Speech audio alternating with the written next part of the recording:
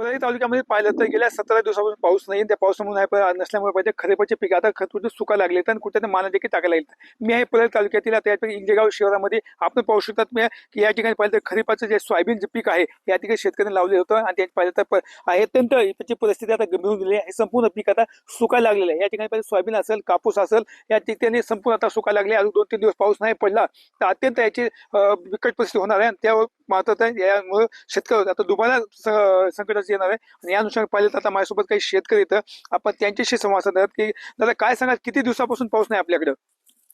17 ते 18 दिवस झाला पाऊस नाही आम्हाला. पिकाची परिस्थिती आता मानं टाकून दिली. सोयाबीन, कापसाचे पाते गळायले तर पाऊस नसल्यामुळं ऊस पण धोक्यातच आहे. नदीला पाणी नाही, पिण्याच्या पाण्याचा पण प्रॉब्लेम आहेच, पण तेवढा नाही. कामाची कामं आहे आणि 2 वर्ष जर सरकारने आम्हाला पीक विमा दिलेला नाही, अनुदान दिलेलं नाही, तात्काळ त्यांनी आमच्या शेतीचा पंचनामा करून आम्हाला काही ना काहीतरी. बरं, किती दिवस पाऊस नाही पडले पीक आता सुकून जातील बरं? 2-3 दिवसात जर पाऊस पडला तर आमच्या हाती काहीच लागणार नाही. एकीकडे पाहिजे ऑगस्ट महिना चालू आहे, आता पिकाची वाढ जी खुटलेली आहे, त्याला आता शेंगा कुठं लागायला सुरुवात झालेली आहे, पण त्याच्यामुळे आता याचा परिणाम त्या ह्याच्यावर उत्पादन होणार.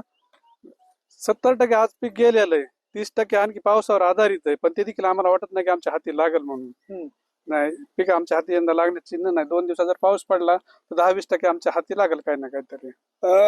दादा काय सांगा, किती आहे तुमच्याकडे सोयाबीन लावली तुमच्या शेतामध्ये? सोयाबीन प्रत्येक शेतकऱ्याकडे आहे आणि सध्या मुख्य पीक म्हणलं तर सोयाबीन आणि कापूस आहे.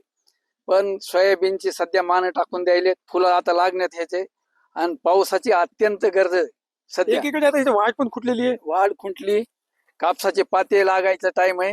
कापसाला पाते लागले नाहीत, आता लागायचा टाइम. वाढ खुटल्यामुळे त्याचं पीक आता कमी होईल का? कमी आज 50% कमी झालेले. कापूस आणि सोयाबीन हे आजही 50% कमी झालेले.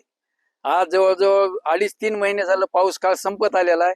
आता 1 महिना पाऊस काळ राहिलेला आहे आणि ह्याच्यात जर समजा पावसाचं जर कमी जास्त झालं तर पिण्याच्या पाण्याचा सुद्धा प्रश्न गंभीर होणार आहे. मग सध्या जनावरातून पाणी कुठून पाजता तुम्ही? आता पाणी आता विहिरीचं हे उपसा करून पाजावं लागतंय. नदीला आणखी पाणी नाही, काही नाही.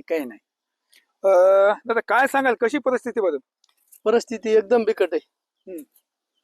सरकारने 2 लाखापर्यंत कर्जमाफी दिली, त्याचा लाभ बऱ्याच शेतकऱ्याला झाला. आता नवीन या वर्षीचे पीक आता 100% जाण्यासारखं आहे. त्याच्यामुळे सरकारनं आम्हाला काहीतरी पंचनामे करून द्यावं. किती खर्च केला तुम्ही शेतामध्ये? बरं, माझा 18 ते 19 हजार खर्च झालाय. उत्पन्न किती व्हायची शक्यता तुम्हाला? आता उत्पन्न काही होणारच नाही ना आता हे झाल्यामुळं. हा, जर पूर्ण पाऊस हे असतं तर मग उत्पन्न झालं असतं, पण या वर्षी आता पाऊस काळ कमी झाल्यामुळे काही शक्यताच नाही. आता 60-70% आजच गेलेलं आहे आपलं उत्पन्न. 2-3 दिवस पाऊस नाही आता 100% जाण्याची शक्यता आहे. आता काय सांगाल, काय परिस्थिती तुमच्या शहरामध्ये? बहुतांश शिवार हा हलका ते मध्यम आहे, त्यामुळे पावसाची अत्यंत गरज आहे.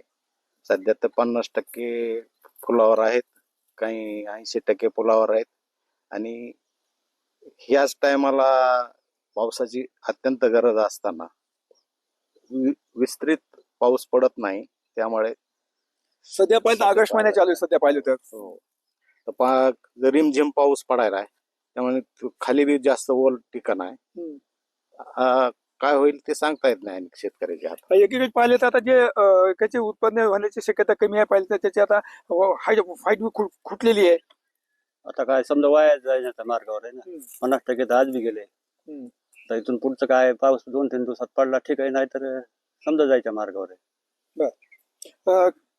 काय मागणी करता सरकारकडे तुम्ही आता? सर, सरकारनं करणं एकच मागणी, सध्या आमचं उत्पन्न जे आहे, उत्पन्न जिथं आम्हाला एकरी जे आहे कमीत कमी 10-12 कट्टे सोयाबीन जे व्हायचं, तर ते आता सध्या ही कंडिशन बघून आजची आम्हाला कमीत कमी फक्त 3 ते 4 क्विंटल सोयाबीन निघेल अशी आशा आहे फक्त त्याच्यावरून.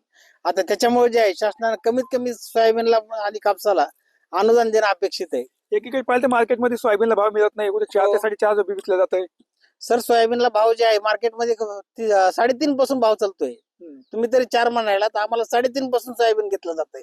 ते लगेच मॉइश्चर सांगतात. मॉइश्चरचं जे आहे त्याच्यावर पण काही नियम असतात, ते नियम पण लावत नाही. तिथं आडतीवाले जे खासगी व्यापारी एवढी लुटमार करतात की लिमिटच्या बाहेर. त्याच्यामुळे जे आहे सोयाबीन सरकार जे काही खरेदी करतं ते साधारणतः डिसेंबर-जानेवारी मध्ये सुरू करतं. तोपर्यंत शेतकऱ्याचं सोयाबीन सगळं विकलं जातं. शेतकरी मरतोय, दोन्हीच्या मध्ये पण शेतकरी मरतोय. तर ह्यासाठी जे शेतकरीसाठी जे आहे शासनानं थोडंसं काहीतरी नियोजन करणं गरजेचं आहे. परंतु शासन ह्याच्याकडे दुर्लक्ष करते. स्थानिक आमदार खासदार जे आहेत आतापासून कोणी इकडे साधी दखल पण घेतलेली नाही. यंदा पाऊस काळ जे आहे 35 ते 40% फक्त पाऊस पडलेला आहे.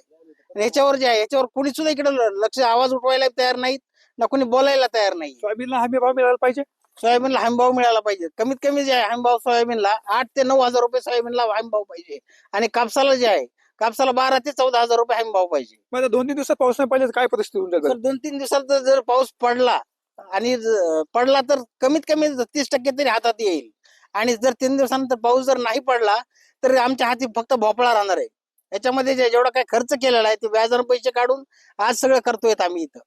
सांगायचं म्हणजे आज सध्या जे आहे इथं आम्हाला खताचे भाव जे आहेत आज डीएपी पोतं जे आहे डीएपीचं पोतं जे 1400-1500 भेटायचं ते 1600 ब्लॅकनं आम्हाला 2000 पण घ्यावं लागायलंय. त्यानंतर पुन्हा 10-26 जे आहे हे 2000-2200 पण पोतं गेलेलं आहे. युरियाचं पोतं जे आहे ओरिजिनल किंमत 260 रुपये आणि ते पोतं आम्हाला इथं मार्केटमध्ये 350-400 रुपयाला घ्यावं लागतंय.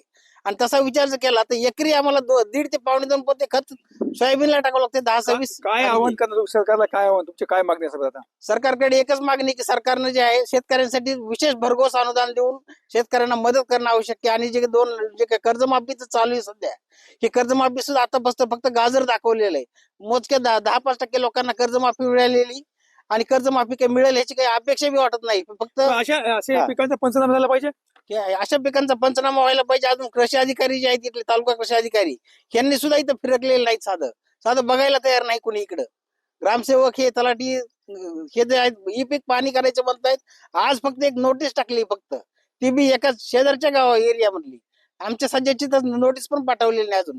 ही पीक पाणीला कोणी फिरकलेलं नाही. इथं महसूल मंडळ सगळं झोपलेलं आहे पूर्ण इकडं.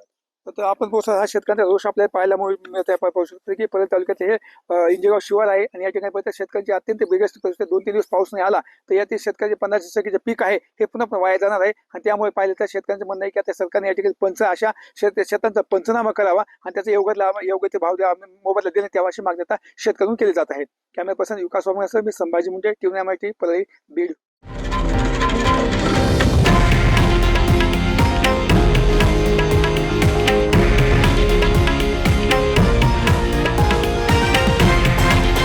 हे आहे देशातील नंबर 1 न्यूज नेटवर्क आणि आपण पाहत आहात TV9 मराठी, एकमेव.